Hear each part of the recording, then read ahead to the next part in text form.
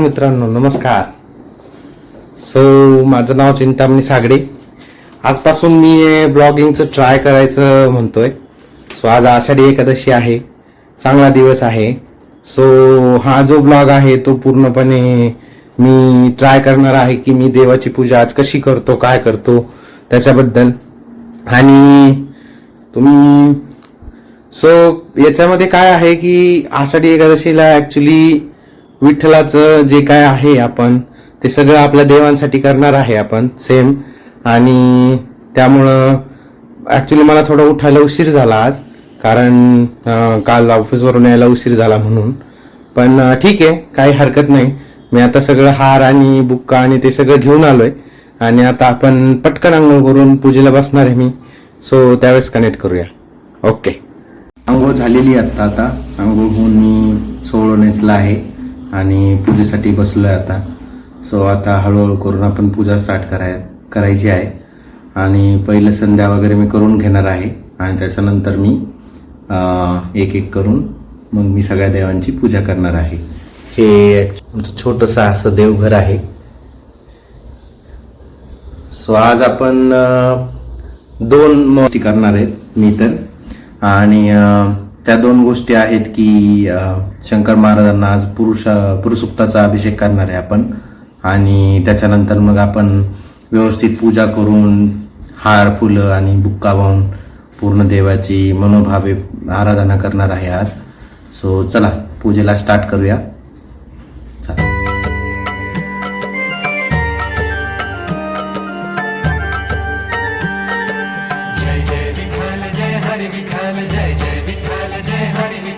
या विठूचा गजर हरी नामाचा झेंडा रोविला.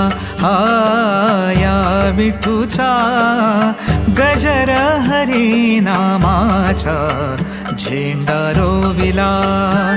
या संतांचा मेळा गोपाळांचा डाव मांडिला. या संतांचा मेळा गोपाळांचा. तर आज असं म्हणतात की विष्णू सहस्त्रनाम म्हणायचं असतं आणि त्याचं एकादशी आज त्याचं खूप सारं पुण्य असतं विष्णू सहस्त्रनामाचं. पण माझं काही विष्णू सहस्त्रनाम पूर्णपणे पाठ नाही, मला अर्ध येतं. मग काही उच्चार चुकतात संस्कृतचे, त्याच्यामुळं थोडा प्रॉब्लेम होतो. त्याच्यामुळं मी सहसा एकादशी वगैरे असेल तर विष्णू सहस्त्रनामाऐवजी मी जनरली प्रेफर करतो की मी व्यंकटेश स्तोत्र म्हणेन. आणि आता आपण देव ठेवतोय तर तोपर्यंत वेळ आहे आणि त्यावेळेस मग देवाचं नामस्मरण करत असताना असं सारखं आपण करत राहायचं. देवाचं नामस्मरण पूजा करताना म्हणजे आपलं चित्त भटकत नाही आणि मन पण दुसरीकडे जात नाही. त्याच्यामुळे आपण आता व्यंकटेश स्तोत्राचं पठण करणार आहे. तर असं करून आपल्याला अजून श्रीकृष्णाला कपडे घालायचे आहेत, त्याच्यानंतर त्याचे दागिने घालायचे आहेत. आपल्याकडे भरपूर वेळ आहे आणि तोपर्यंत आपलं होईल पण. त्यामुळे मी आता व्यंकटेश स्तोत्राचं पठण चालू करणार आहे. ओम नमोजी हिरंबा सकाळी तू प्रारंभा आठवण तुझी स्वरूप शोभा वंदन भावे करीतसे. नमन माझे हंस वाहिनी वाघवरदे विलासिनी ग्रंथव दावया निरूपणी भावार्थकानी जया माझी. नमन माझे गुरुवर्या प्रकाश रूपा तू स्वामिया स्फूर्ती द्यावी ग्रंथव दावया जेने श्रोत्या सुख वाटे. नमन माझे संत सज्जना आणि योगिया मुनिजना सकळ श्रोत्या साधुजना. नमन माझे रोविला. या संतांचा मेळा गोपाळांचा डाव मांडिला. या संतांचा मेळा गोपाळांचा डाव मांडिला. या विठूचा गजर हरी नामाचा झेंडा रोविला. या विठूचा गजर हरी नामाचा झेंडा रोविला.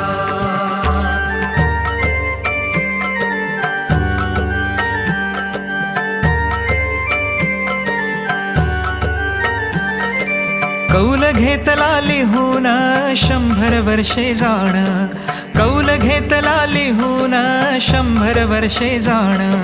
नांगर धरिला सत्वाचा बैल मन पवनाचा डाव मांडिला नांगर धरिला सत्वाचा बैल मन पवनाचा डाव मांडिला हा या विठूचा गजर हरी नामाचा झेंडा रोविला या विठूचा गजर हरी नामाचा झेंडा रोविला.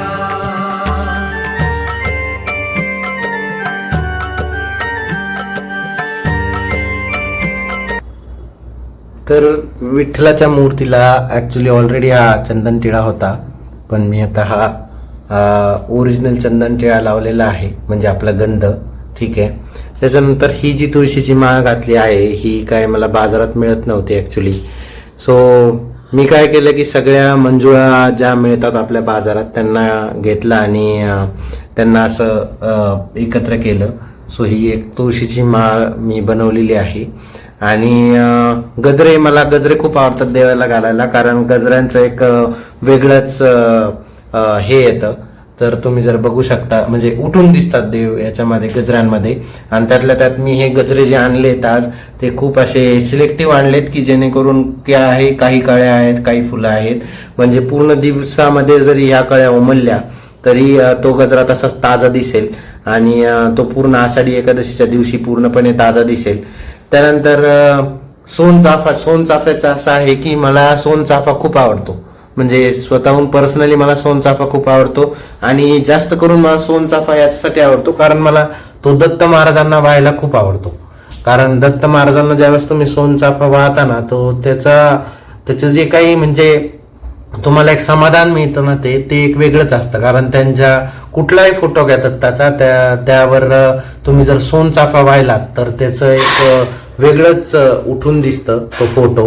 आणि दुसरी गोष्ट म्हणजे ह्या मंजुळा मी आता वर पण विठ्ठलाला वाहिलेल्या आहेत. रखुमाईला तिथे थोडीशी जागा नाही आहे, त्यामुळे इकडे आहे जागा, सो इथे मी वाहिलेले आहेत. आणि तेच मग मी सोनचाफा याच्या हारामध्ये मला वाहता आलेलं नाही, त्याच्यामुळे मी वरतून हे केलेलं आहे. आणि नंतर मग मी शंकर महाराजांसाठी पण एक छोटा हार आणला होता आज. ॲक्च्युली छोटी मूर्ती आहे आपल्याकडे, त्यामुळे काय होतं की पूर्ण असं बसत नाही. जनरली मी गजराच आणतो, गजऱ्यामुळेच होतं ते ॲडजस्ट. बट आज मी हार आणलेला आहे आणि पूर्णपणे मी गंध पण विठ्ठलाचं गंध आपण लावायचं ट्राय केलेलं आहे इथे.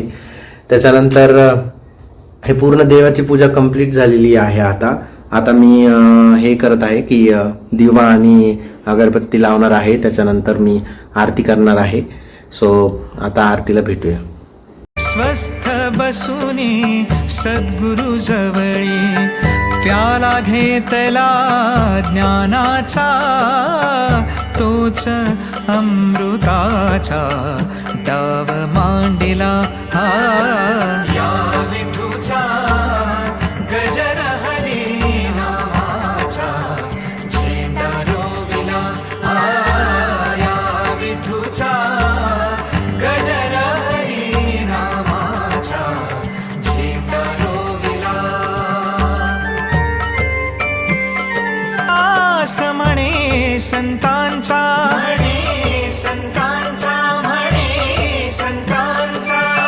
केशवदास म्हणे संतांचा मेळा गोपाळांचा डाव मांडिला या विठूचा गजर हरी नामाचा झेंडा रोविला या विठूचा गजर हरी नामाचा झेंडा रोविला.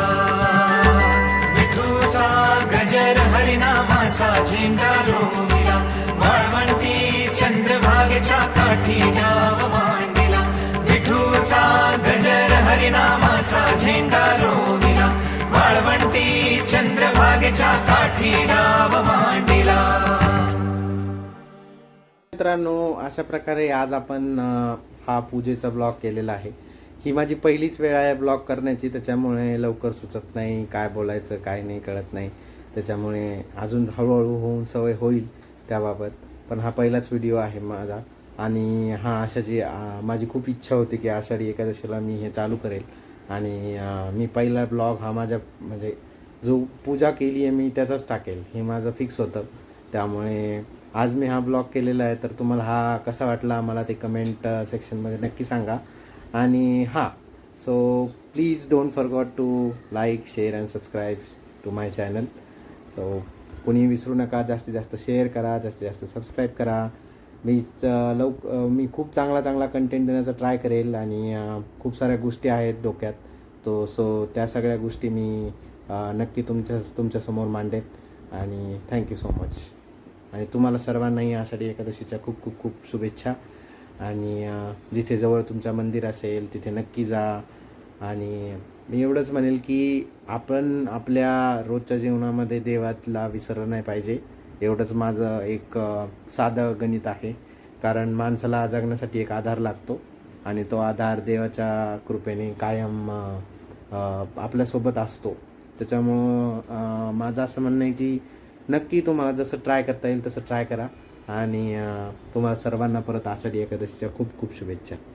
धन्यवाद. धन्यवाद.